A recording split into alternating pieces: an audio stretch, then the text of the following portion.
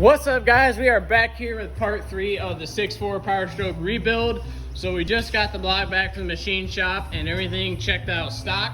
Other than the cylinders here, he had to bore those 20 thousandths oversized. So we have 20 over pistons and rings and a 20 over cylinders. Other than that, everything's stock. So the first thing we're gonna do is give this thing a thorough cleaning. So we gotta clean all the passageways, all the oil galleys, the coolant passageways, make sure everything is spick and span clean. There's no sand or any junk down in there that could grenade our brand new motor. And now as soon as we get that done, we're gonna flip this bad boy upside down, put our crank bearings in, drop the crankshaft in, and then we're gonna put plastic gauge on the bearings and check the oil clearance. So the reason we're doing this first is it's easiest to do it that way. It just flows better. So we get that done. Then we're gonna pull the crankshaft back out. We're gonna take the block off of this stand here, and then we're gonna install the camshaft and then put our crankshaft back in for the final time. So that's the plan. We'll get this thing flipped upside down. I'll show you how to plastic gauge the bearings, and let's get it. All right, ready to put the main bearings in now. So you have two different styles here. One has 2 holes in it and the other is flat. You want the ones with the holes in it on the block side. The flat, just plain bearing, goes on the deck plate, which is the top piece that comes down here. If you put the flat one in here, you're gonna be covering up the oil galleyways and you're gonna blow up your motor. So make sure you have those in properly. Just slide them in. There's a little tab to line them up. The thrust bearing is number 4 from the front. 1, 2, 3, 4. This journal is a little bit skinnier than the rest of these, so it won't fit on the other ones if you have it backwards, so you ain't gotta worry about that. So we'll get all these pushed in, then we're gonna come over and drop the crankshaft in, and then put our little pieces of plastic gauge on. Now that the crankshaft is in here, we're gonna go ahead and plastic gauge the bearings. So take a little piece of plastic gauge and lay it on the main bearing journal just like that.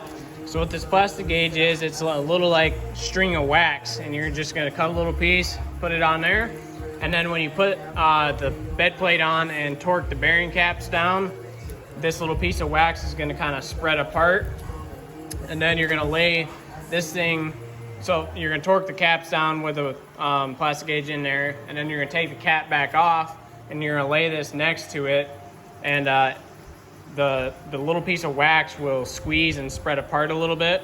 So you lay this right next to it, and you'll see how far spread apart is how much oil clearance you have in there. So there's 2 different kinds of plastic gauge. Well, actually there's a couple.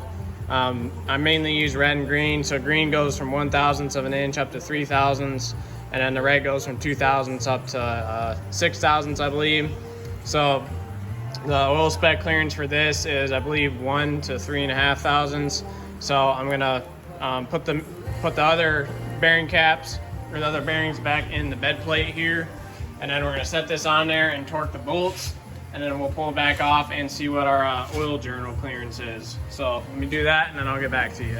Now with the bed plate on here, what you're gonna do is put a little bit of engine oil on the surface right here that the bolt head torques to, so it's free and there's no binding with it being dry. And then put just a little light coating of oil on the threads of each bed plate bolt. And now you notice there's a difference in length on these. So the longer ones go in the center holes right here, these 2, and the shorter ones go in the outer holes. You don't want to get those mixed up. And the torque spec for these is 110, 130, and 170 right there. So just pretty much all you have to do for a torque pattern, just start in the center 2, these 2, those 2, these 2, those 2, these 2, those 2, just go around in kind of a circle, and you'll be good to go. One thing I didn't note, when you plastic gauge the bearings, you have to do this dry. Do not put any assembly lube or engine oil on there. If you did, wipe it off, because you'll get incorrect reading. So make sure everything's dry when it goes together, and don't turn the crankshaft at all, or you'll smudge the wax in there, and that'll mess up your reading also. So get these torqued to 170 foot-pounds, and then we'll pull it off and see what our clearance is. So we just torqued the bed plate, and then we pulled it back off. Now we're gonna check our plastic gauge and see what the oil clearance is. So actually it's a little hard to read on the journal there. So let's come over here to the cap. It's easier to see. So right there you can see a little green squish mark from the wax. So you're gonna take a little piece of the paper packaging that it came in, and as you can see, there's numbers on there. So you're gonna line it up next to it and see which size it fits closest. So obviously it's not 1/1000 of an inch. It's fairly close to 1/2 thousandths, but I think it's actually closer to 2 thousandths on that one. This one here is 2 thousandths. That one there is 2 thousandths. So these are all good here. The spec for oil clearance on this is right there, about 1 thousandths to 3.5 thousandths. So we're good here. Now you're gonna take some brake cleaner and a rag and just wipe this wax off there, because you don't want that on your bearing. So clean that off. Then we're gonna take the crank back out, and we're gonna set the block on the floor and install the cam, because the cam's gotta go in first, and then you set the crank down on top of it and time it. Before we set the block on the floor, after we take the crank out, we're gonna put the little piston oilers in there. So they go right in the two little holes there. One hole is for the jet and then others for the bolt. So stick them in there, and then the torque spec for these is 115 foot-pounds, or 115 inch-pounds, or about 9.5 foot-pounds. So we'll put these in, then we'll put the block back on the floor so we can put the cam in from the back. We'll torque that, and then we'll drop the crank back in. All right, now that you have your block back on the ground and you have your piston cooling nozzles in there, we're gonna install the cam. So it comes in from the back here. There's 2 bolts right there that hold the thrust plate on. Now you want to take some assembly lube and lube all of your bearings before it goes in, and also lube the main journals of the cam over there. So get that done. We'll stuff that in, then we'll torque both of these bolts to 23 foot-pounds, and then from there we'll drop the crank in and time it. Now that you have your camshaft installed, we're going to go ahead and time it. So if you'll notice, there's 2 holes on the cam here, and then there's a timing mark right there. Well, the problem with this is the timing mark is going to be behind the crank flange, so you're not going to be able to see it once it's in there. So there's also a hole right here in the block. So what you're going to do is line up this hole with a hole in the block, and then take a 15/64 drill bit and stick it in there. That will pin the cam and lock it in place. Now to line it up to time the crank, you're going to take a square. Now your block has to be perfectly level on the ground. You can't do this if it's not sitting level. So you're gonna put a square on it just like this, and then you're gonna drop the crank in. You want the pin on the crankshaft facing down. Since the motor's upside down, it would be technically facing up towards the top, towards the cylinder heads, but you want the pin on the crank facing down towards the cam gear. So we'll get that set in here. Make sure you put assembly lube on your bearings, since this is the final time we're going together with it. And then we'll drop the crank in, make sure it's timed off the square, and then we'll drop the bed plate in on top of it. Make sure you have assembly lube on your bearings, and make sure you have these 2 little rubber gaskets. They go in here. There's one on this side and one on this side. It sits right in that groove. Get this in. Put the bed plate on, torque the bolts to 170 foot-pounds again, and we'll be done with the main bearing. So get that done, and then I'll come back to our timing setup here and show you what it looks like all together. All right, we have our crank back in, and we have the bed plate on and torqued. Make sure you have those gaskets in there, and we're gonna check timing now. So as you can see, we are right on the edge of the pin, right on the edge of the drill bit, and right on the edge of the hole down there. So that is properly timed. So now we can take our square off, pull the drill bit out. Let me rotate just a little bit. Right there. There you go. Pull your drill bit out, and just make sure everything spins nice and free, and nothing's binding, and we're good to go. So next thing to do is put this baby back up on the engine stand, and then it's going to sit there for a couple minutes so we can assemble our power units, the connecting rods, the pistons, get all that in there. And then we'll start shoving them in and plastic gauge each rod bearing, assemble it, and then rotating assembly will be good to go. So let's get it. All right, we are now ready to assemble the power unit. So we're gonna start off with a piston and our bottom oiling ring. So we're gonna slide the spring part over first. Just make sure that's tight. And then there's the outer scraper ring section of it. We're gonna bring that over top of the other spring. Make sure it's seated and that the spring is inside that ring. This is probably going to be a little bit of a handful to do, but should go in there just like that. And then for the next two compression rings, they have markings on them so you can tell what's top and what's bottom. I don't know if you can see that on the camera or not, but this one has a dot. This is a top compression ring, it just has a dot, and that means that side needs to be facing up towards the top of the piston. For this secondary, the middle compression ring, it says top right on it, so that side needs to be facing up like that. Now it's very easy to break these when you're putting them on, so just be very careful and kind of work it around the edge like you're putting a bicycle tire on a rim or something. Just take your time with it and get this thing unstuck.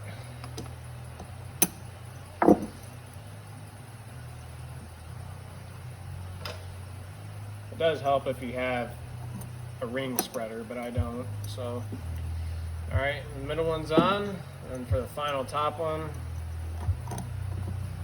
bring it around.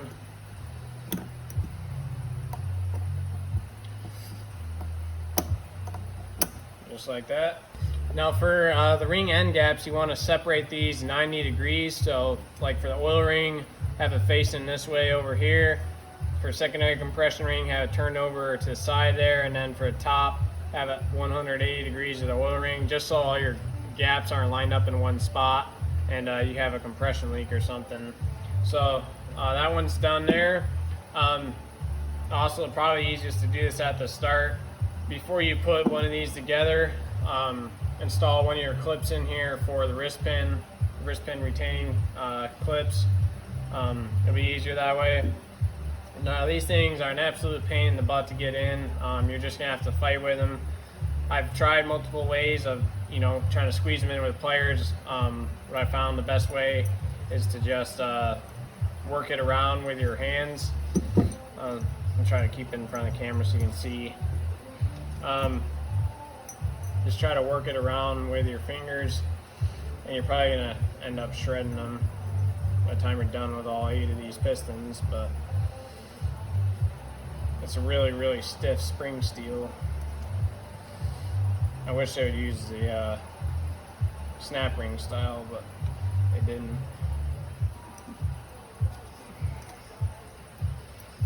Get one of these to go in here.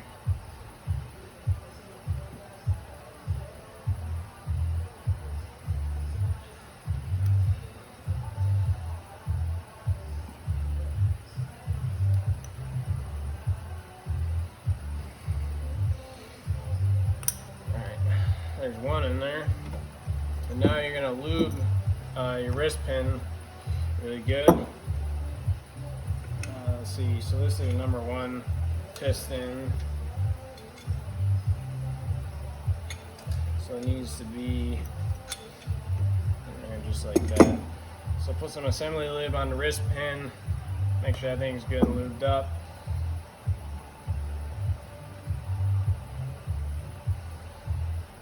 The reason you use assembly lube in a motor is so it has lubrication on first startup before the oil pump starts pumping everything around. And drop it in here.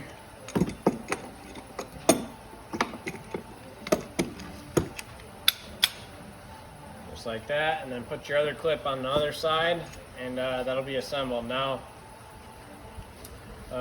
make sure I did this right. So for these power sets, you want the pistons marked cam side, so that side goes towards the cam, and then you want the angled side of the connecting rod facing over. So basically, you want the connecting rod pointing straight down towards the crank, perpendicular to it, and that's how you're going to orient these rods. So let me grab one of these other ones.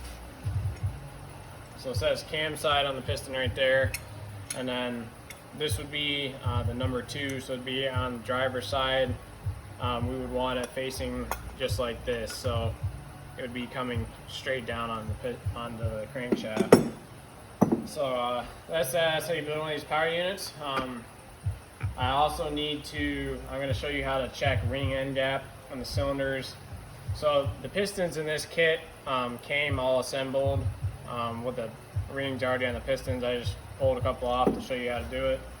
But I'm gonna pull another set of rings off and go over to show you how to check the ring end gap, so you know how to do that, and then we can slap these guys in there. All right, now it's time to check the piston ring end gap. So what you're gonna do is set your ring in the cylinder, and then you're gonna take the piston without any rings on it, and you're just gonna put it in there and make sure the ring is square to the cylinder. And take your feeler gauge, and you're gonna go right into that little gap right there. We wanna know how wide that thing is. If I can get my feeler gauge together. So the spec for this is where it's gonna get a little tricky. The spec for this, the Ford spec for the top ring is 11 thousandths to 31, which is pretty close to the international spec. But the secondary intermediate compression ring is where it gets a little wonky, because Ford spec is 56 to 76 thousandths, and international is 26 to 32. So you got to know which ring and piston style they put in your kit, because if they put the international style in there, you're gonna have a really small gap compared to the OEM Ford. Or if they put a Ford spec in there, then you're gonna be showing a really big gap. So you just got to know what they put in your kit. Like for mine, the first one I rebuilt, I believe, was Ford because the gap was huge. It was within the Ford spec, but this one here is within the international spec. So I'm guessing these are gonna be international rings. I'm gonna call them, I'm gonna call a little power shop, the place I got the kit from, Monday, and just verify that I got the correct thing, just to be sure, because I want to get this thing back together and have issues. But that's how you do that. So next thing to do is, I guess, start slamming these power units in. So I'm gonna get the ring compressor set up on there, and then I'll show you how to do that. All right, we are ready to stuff the piston and rod assembly in there.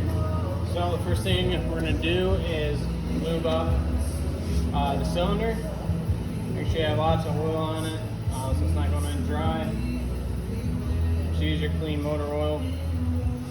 Same thing, put a little bit on your piston around the ring, so those are nice and lubed up. And then before this goes in, double check that your ring end gaps are offset. So set that one like that one like that. And then make sure you have the cam side of the piston pointed towards the cam, obviously. So we're gonna drop that in just like that. Pull the rag off. And then you're gonna grab your piston ring compressor and the tool that I just dropped. Make sure your ring compressor has some oil on the inside of it also. It's nice and lubed up.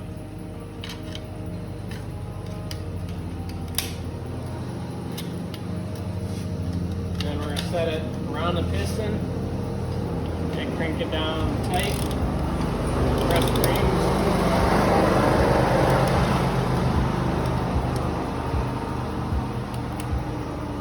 And then using a mallet, do not use a normal steel hammer. You will destroy your piston. Use a soft rubber mallet and just gently tap it in, just like that. Then we're going to rotate the motor over, and we're going to put plastic gauge on the rod bearings. Same thing as we did with the main bearings. Do it dry, put a little piece of plastic gauge on there, find out where your oil clearance is. The rod caps get torqued to 33 foot-pounds. So 33 foot-pounds for the first torque, and then 50 foot-pounds. Take it off, check your bearing clearance, then clean off your plastic gauge, put assembly lube on it, and go back together with it. So we'll get all the rest of the input in knocked out, and then we'll probably start on the oil pan and the stuff down the bottom. So here we go.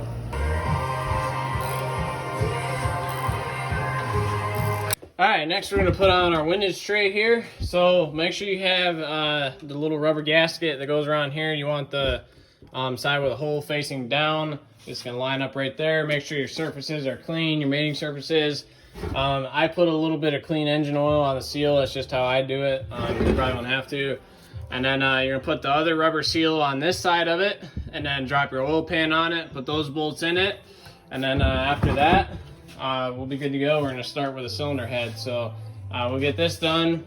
Just run your bolts down snug. I wasn't able to find a torque spec for these, So just run them down snug, make sure they're tight, they're not gonna back out on you, and then we'll be good to go with that. So I'll get this done and we'll start assembling the heads. One more thing I almost forgot. Make sure you put your oil pickup in here, kind of important. And be sure that you have your new O-ring on here. If you forget this O-ring, you won't have any oil pressure at all, because there'll be a leak right here. It won't be able to suck the oil up. So pop that sucker on there, and then 2 8mm bolts, hold that on there, and then you can put your oil pan on and be done with the bottom end. All right, it is now time to go through and clean the cylinder heads and replace the valve stem seals.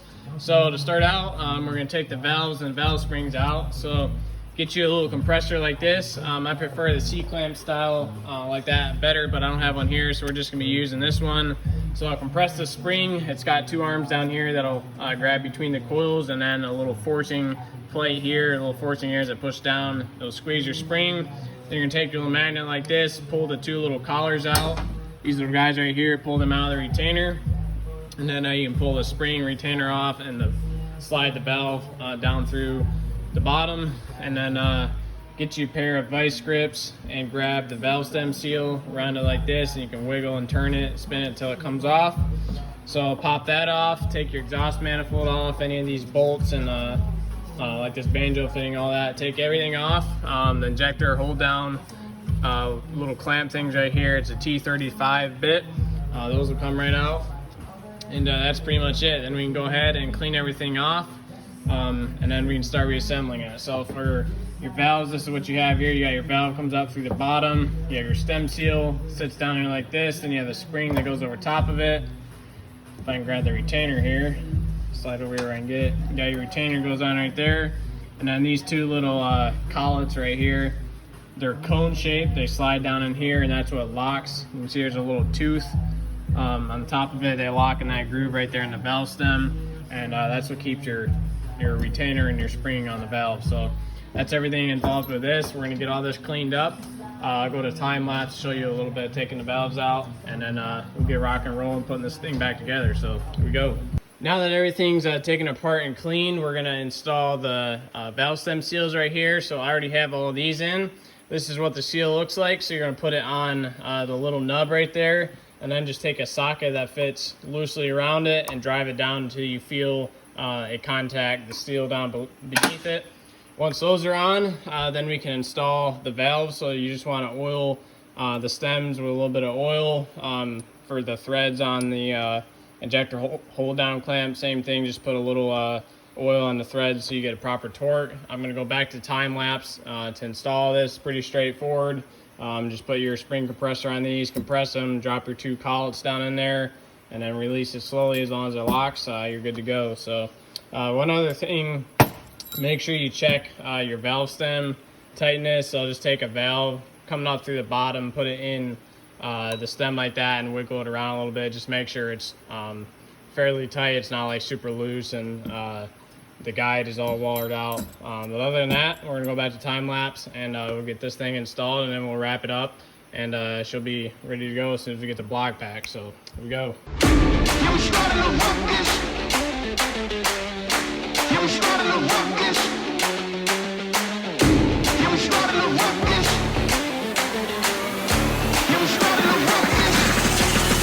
Yeah, I'm at the top of the globe. I got the torch, we about to burn down the thrones. We need a change, look at the world that we live. Look how the evil is grown, all the innocence lost. We need a new beginning, man, the vision is off. We need to wage war, yeah, we need to rage on. I'm here, war boots, I'ma buy a pair. No suits, just fighters here. Grassroots and some riot gear. I'm still fly like a pilot chair. Brave hearts never die in fear. I ain't a stranger.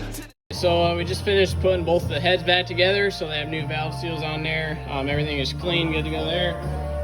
We're almost ready to put the heads back on the block, but before we do that, we got to drop our lifters in here.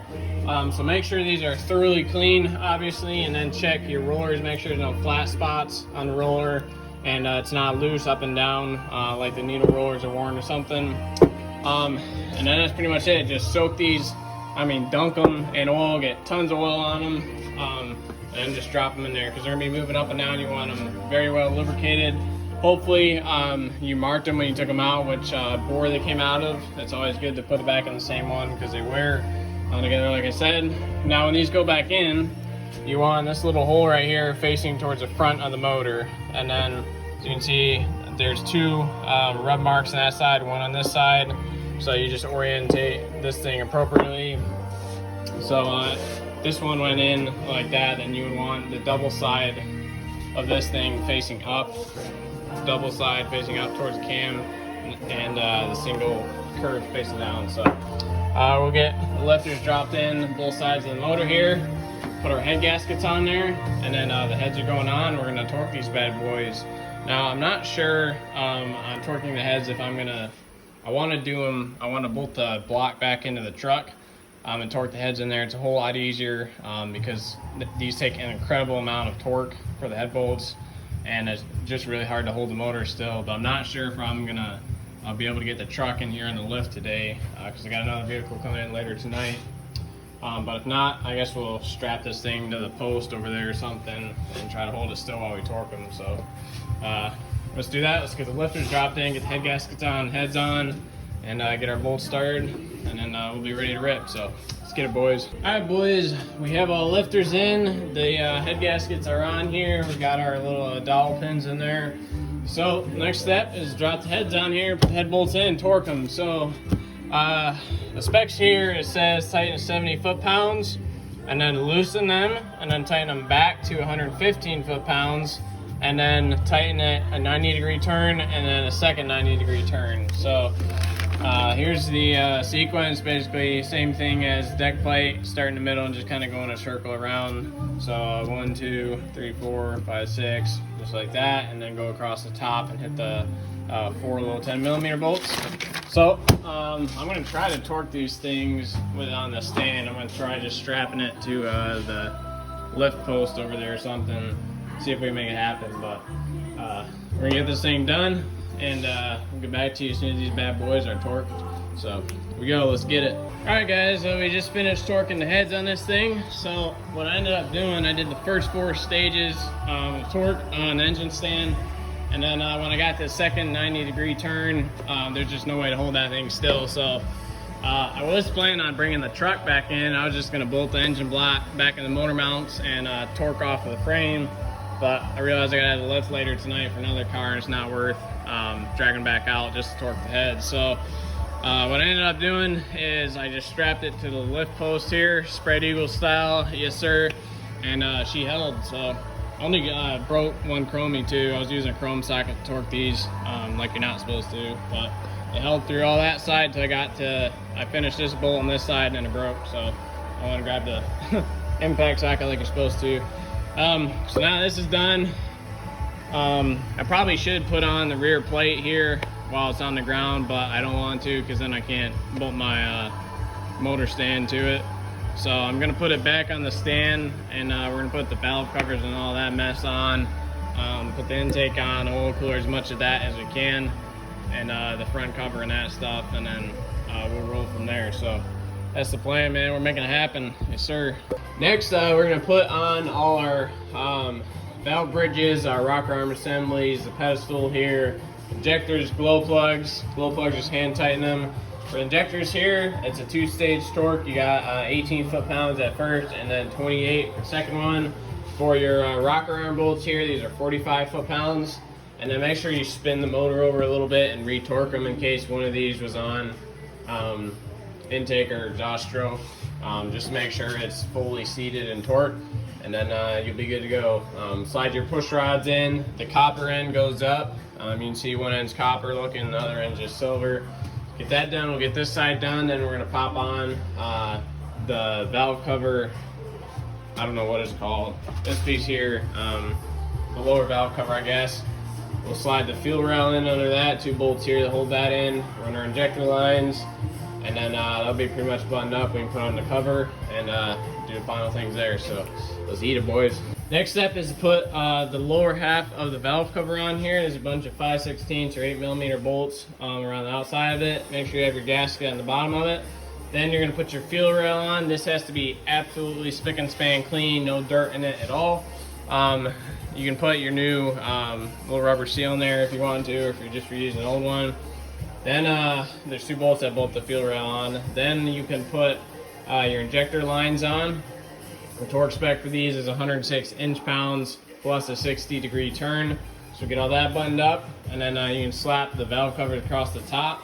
And then we're gonna move to the front here. We're gonna install the oil pump and the front water pump cover, timing cover, whatever you wanna call it. And we're gonna keep rolling with this thing. All right guys, we got the front water pump cover on. We put on the oil pump cover also. These are all 10mm bolts. And then when you put your front main seal on, there should be a little wear sleeve with it. Like this inner one here on the rear main seal, that little metal sleeve. Start it on with a mallet, a little rubber hammer, and then put your damper pulley on. You can drive it on the rest of the way with that.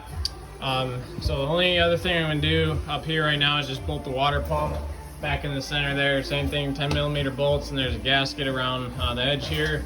And then I'm gonna set it back on the ground and put the rear main plate on because you can't put it on with it on the engine stand right now. So I'm gonna put the rear main plate on, and then put the starter on and crank the motor over a bunch to pump oil, make sure our oil pump's primed, make sure there's oil coming up through all the push rods and everything to the valves. And then we'll probably put it back on the stand if I can bolt it up. I don't know. I should be able to still get through this with the stand bolts here. If not, I'll figure something else out. But we're gonna get that done. And then I may just leave it on the floor too, I don't know.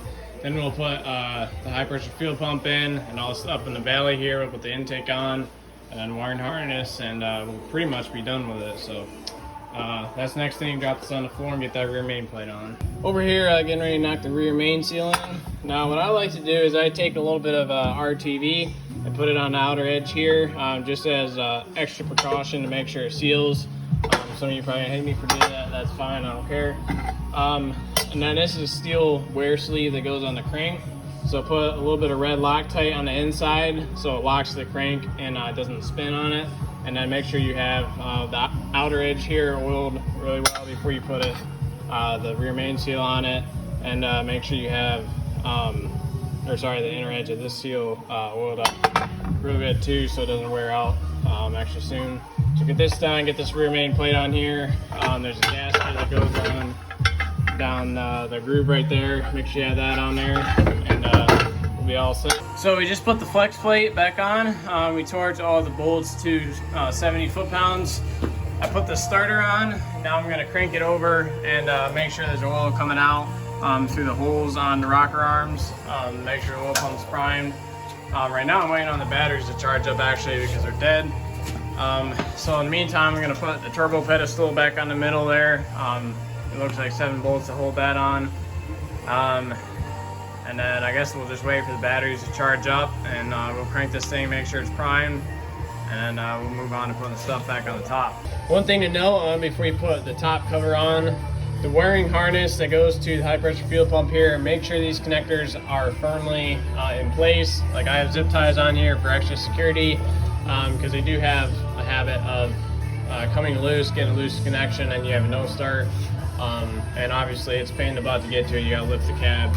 And also put a little bit of RTV right there on the top joint, both sides.